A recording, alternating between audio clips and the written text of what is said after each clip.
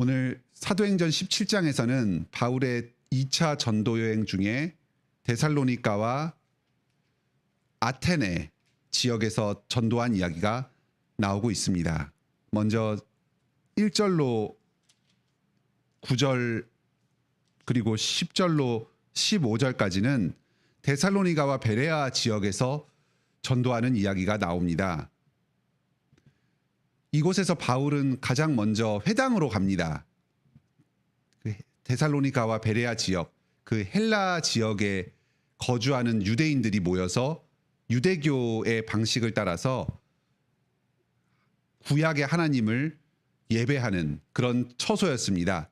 그곳에서 유대교를 믿고 있는 유대인들과 또 헬라인들 중에서 유대교로 개종하길 원하는 자들을 상대로 하나님의 말씀을 전하였습니다.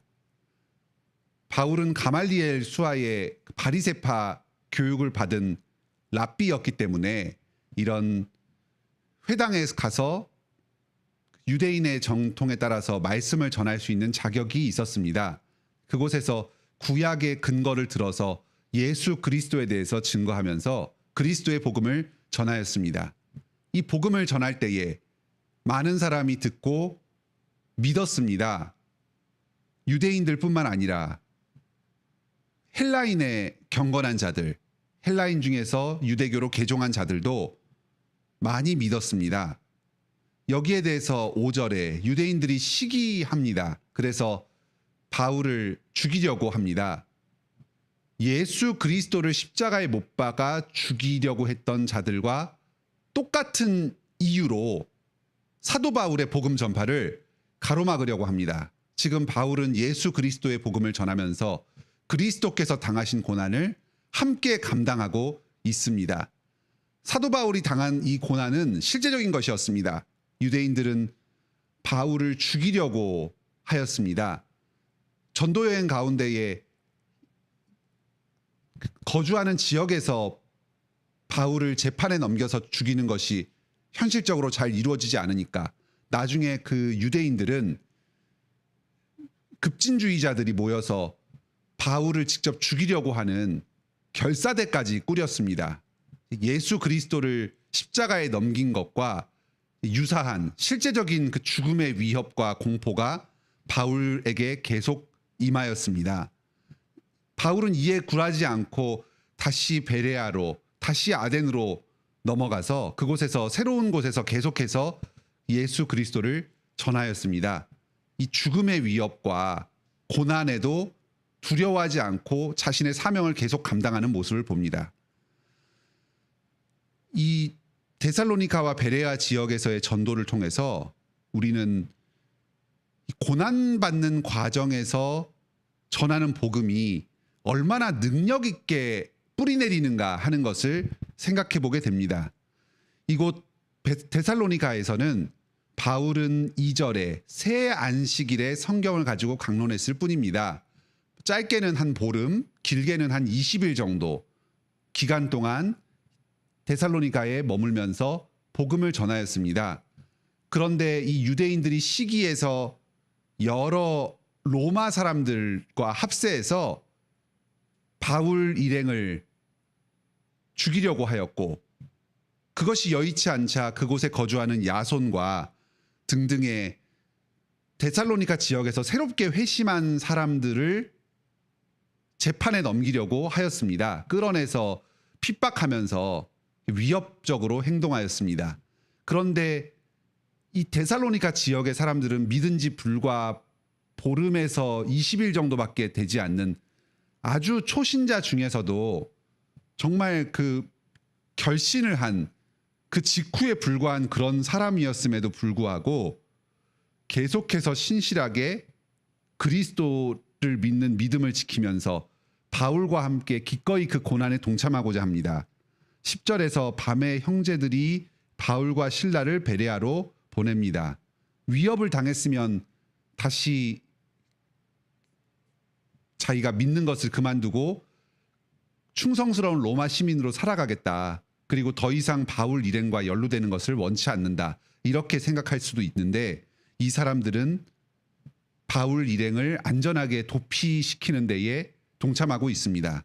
그리고 추후에 3차 전도행이 끝나고 바울 일행이 안디옥으로 다시 복귀하려고 할 때에 이 바울을 함께 수행하면서 그 귀국의 여행길을 동반하는 일행들이 있는데 거기에도 데살로니가 교인들이 몇 사람이 참여를 합니다.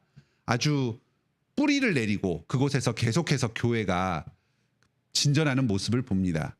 이런 고난 가운데에서도 정말 믿은 지 얼마 되지 않은 이런 성도들이 충성스럽게 예수 그리스도의 복음을 믿으면서 확신 가운데에서 고난을 함께 감당하는 모습을 통해서 우리는 세상의 위협, 유대인의 위협과 그 로마 시민들의 위협이 아주 실제적으로 다가올 때에도 이 고난 가운데서도 주님의 말씀은 반드시 뿌리를 내리고 열매를 맺어서 교회의 결실을 이룬다 하는 것을 생각하게 됩니다. 둘째로 16절로 34절에서는 바울의 아테네 전도가 나옵니다. 이 아테네 전도는 아주 특이한 면이 있습니다. 바울이 전도 여행을 할 때는 일반적으로 회당으로 들어가서 복음을 전합니다. 그곳에서 전하는 복음은 예전에 베드로 사도가 예루살렘에서 전했던 복음과 유사하게 구약의 증거들을 들어서 그리스도께서 구약에서 예언한 메시아시다. 그러니 회개하고 그리스도를 믿으라 하는 식으로 유대인들을 상대로 구약 성경의 근거를 들어서 전도하는 방식이었을 것입니다. 그런데 이곳 16절부터 나오는 아테네 전도에서는 17절에 회당에서는 유대인과 헬라인 출신의 유대인 개종자들의 대상으로 복음을 전할 뿐만 아니라 또 장터에서 전혀 유대교에 대해서 성경에 대해서 접한 적이 없는 헬라 문화권에서 살아가는 헬라인들을 대상으로 한 복음 전도가 이루어지는 독특성이 있습니다. 그리고 그때의 바울 사도가 그 헬라 사람들을 대상으로 전한 복음의 실제 내용이 22절 이하의 설교로 인용되어 있습니다. 이것은 실제 설교학 분야에서 아주 많은 연구가 이루어지고 있는 본문입니다. 바울이 이방인들을 상대로 어떤 식으로 그리스도의 복음을 전했는가. 이 본문에 대해서 우리가 잘 생각하면 오늘날 이 세속 사회에서 우리가 어떠한 방식으로 그리스도의 복음을 믿지 않는 사람들에게 전해야 할 것인가. 이 세상 가운데서 어떻게 복음을 변증하면서 살아갈 것인가. 세상을 이기는 복음을 어떻게 전도할 것인가 하는 통찰을 얻을 수가 있습니다. 크게 4가지 특징을 이 본문을 통해서 생각해 보게 됩니다. 먼저 첫째로 이 아테네 문화 가운데에서 기독교와 연결시킬 수 있는 그 연결점을 찾아서 그것을 시발로 해서 복음 전파를 시작합니다. 여기 23절에 이 아테네 사람들, 그리스 사람들이 섬기는 여러 그리스 신들의 신상과 신전들이 있는데 그 중에 알지 못하는 신에게라고 쓰인 단이 있다. 그런데 너희가 이 알지 못하는 신에게라고 이야기한 이 신이 바로 우리가 섬기는 하나님 아버지이시다 하고 그 삼위일체 하나님을 이들의 그 알지 못하는 신이라고 하는 그 제단과 연결시켜서 설명을 합니다. 이것이 당연히 직접적인 연관성은 없지만 어쨌든 이 아테네 사람들, 그리스 그 신화의 세계 속에 살아가는 이 사람들이 이해할 수 있는 그 연결점을 찾아서 그것을 중심으로 복음을 전하고 있습니다. 그리고 이후에 24절로 27절에서는 하나님께서 세상을 창조하시고 만물을 보존하시고 그리고 사람을 창조하시고 생명을 주신 이 만물의 창조주이시며 대주제이시라는 사실을 전합니다. 여기에는 구약 성경에 대한 인용이 직접적으로는 전혀 나타나지 않습니다. 창조와 세상의 창조와 사람의 창조, 만물의 보존과 같은 이 성경을 잘 알지 못하는 일반적인 사람도 충분히 생각할 수 있는 이 자연물의 기원과 인간의 기원에 대한 점에서 기독교가 어떤 가르침을 가르치고 있는가 하는 점을 설명하고 있습니다. 믿지 않는 사람들에게 성경의 말씀을 많이 인용을 해서 말씀을 전한다고 해서 그것이 성경을 바로 전하는 것이 아니라 이렇게 그 불신자들도 충분히 이해할 수 있는 방식으로 그들의 관심사에 기반해서 복음을 설명을 하면서 전하는 이런 것이 중요하다는 사실을 보게 됩니다. 셋째로 이들이 범하고 있는 죄에 대해서 지적하는 것을 멈추지 않고 있습니다. 이 죄에 대한 지적은 유대인에 대해서나 헬라인에 대해서나 차이가 없습니다. 유대인들은 과거에 율법을 자랑하지만 율법을 스스로 어겼고 하나님께서 보내신 그 율법을 가르친 선지자들 모세를 비롯한 수많은 하나님의 종들의 거역한 죄 그리고 특히 예수 그리스도를 십자가에 못 박아 죽인 죄를 구체적으로 거론하였습니다. 이들에게서 찾아볼 수 있는 가장 중요한 죄는 우상숭배의 죄였습니다. 하나님께서 만물을 창조하시고 만물을 통치하시는 분이신데 너희는 어찌 신상을 만들어서 그것을 하나님으로 여기고 섬기고 있느냐 하면서 이들의 우상숭배의 죄를 지적하고 있습니다. 처음 보는 사람들 그리고 다원주의의 가치관에서 살아가고 있는 이 그리스 사람들에게 우상숭배의 죄를 지적하면서 회개할 것을 이야기하는 것은 상당히 부담감이 많이 느껴지는 일이었습니다. 하지만 바울 사도는 이들의 죄를 지적하는 것을 결코 두려워하지 않았습니다. 오늘날도 우리가 복음을 전할 때에 이 다원주의 사회에서 오직 예수 그리스도의 복음만을 전할 때 이것이 폭력적으로 느껴질 수가 있습니다.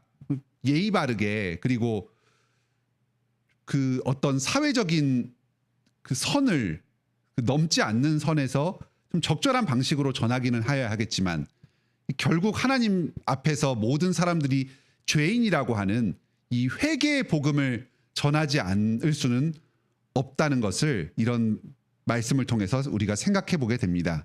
그리고 마지막 네 번째로 예수 그리스도를 전합니다. 31절에 정하신 사람으로 택하신 사람으로 천하를 공의로 심판할 날을 작정하셨다. 예수 그리스도입니다. 그리고 이분을 심판주로 보내시고 이분을 죽은 자 가운데서 살리신 것을 통해서 하나님의 아들이시며 심판주로 오셨다는 사실을 증거하셨다 하고 하나님의 아들이신 예수 그리스도의 부활의 복음을 마지막으로 전합니다. 예수 그리스도라는 이름을 명시적으로 이야기하지 않은 것이 눈에 띕니다. 메시아이신 그리스도, 구약에서 예언하신 그분이 지금 하나님의 아들로 이 땅에 오셨다 하는 것을 그 관계성을 드러내는 말인데 그리스도라는 말이 이들은 구약 성경을 전혀 알지 못하기 때문에 예수 그리스도라는 그 이름 자체에 대해서는 특별한 감흥을 가지지를 못합니다. 그래서 그 이름을 알리기보다는 예수님께서 어떤 분이신가 그리고 하나님께서 예수님을 통해서 어떠한 구원을 행하셨는가 하는 그 내용을 중심으로 그리스도를 제시하고 있습니다. 오늘도 우리가 이 세상 가운데서 복음을 전할 때에 이러한 여러 특징들을 보았을 때 생각할 수 있는 가장 중요한 것은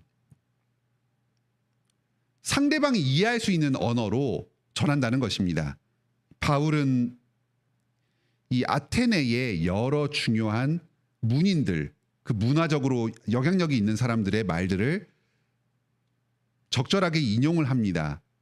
28절에 너희 시인 중 어떤 사람들의 말과 같이 우리가 그의 소생이라 하는 식으로 이 당대에 그 유행하는 어떤 문학과 문화적인 표현들을 잘 알면서 그것을 인용하면서 사람들이 이해할 수 있는 언어로 복음을 전하였습니다. 그러면서도 그들의 죄와 예수 그리스도를 전하는 데에도 게을리하지 않았습니다.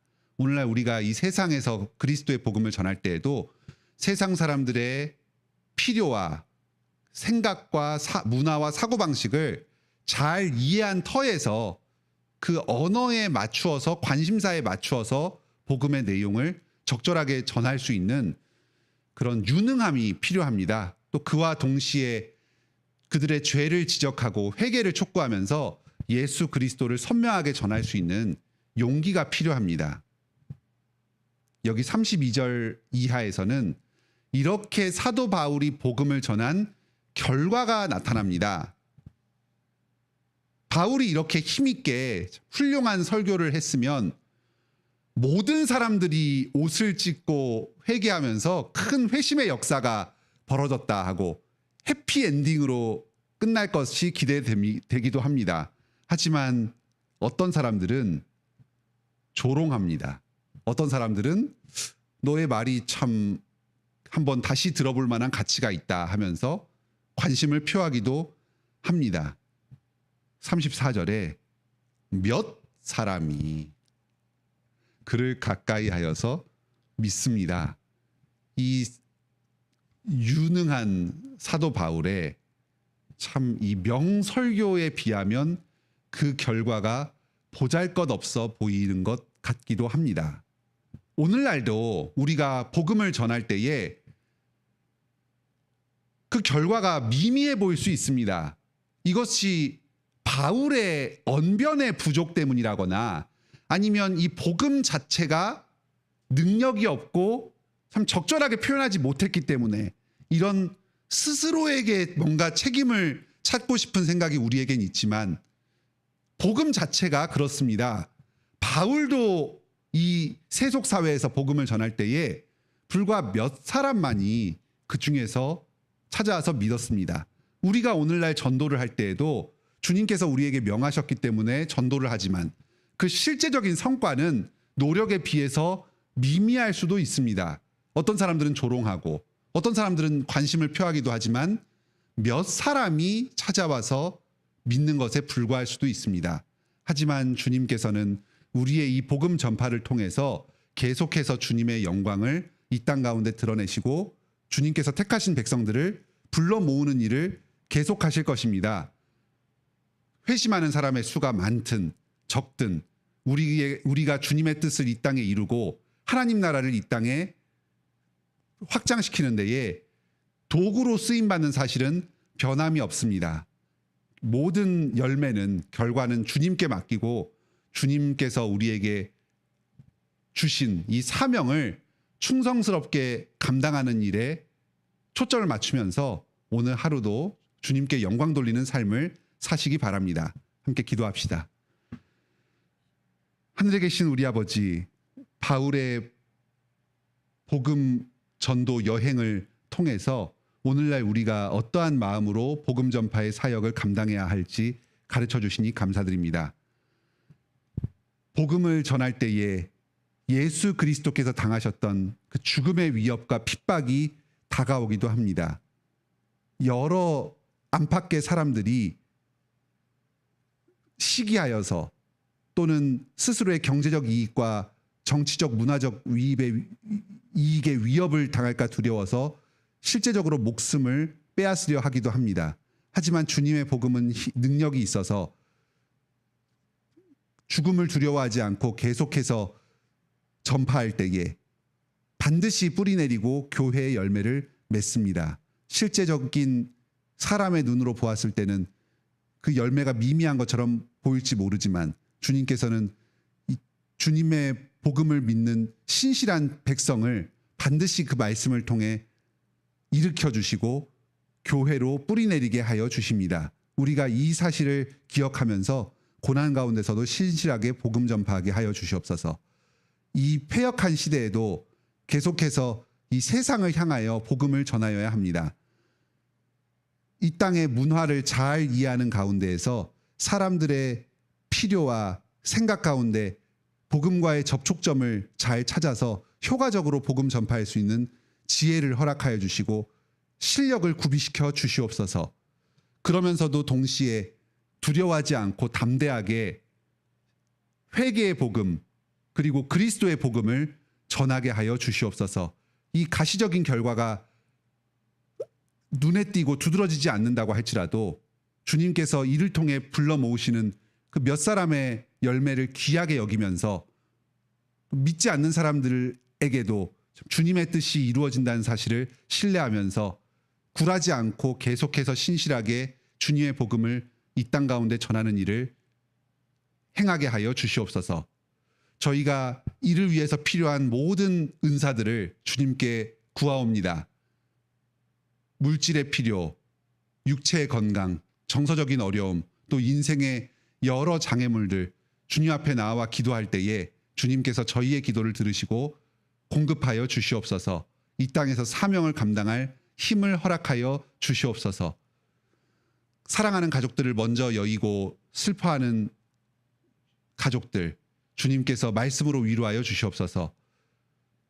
암으로 투병 중인 성도와 그 가족들 그리고 여러 육체적 질병으로 고생하는 성도들 주님께서 새하늘과 새 땅에 참 생명 영원한 치유와 회복의 역사를 이 땅에서부터 미리 경험하게 하여 주시고 믿음 안에서 주님께서 주신 뜻을 생각하면서 굳건하게 병과 싸워 이겨나갈 수 있게 도와주시옵소서.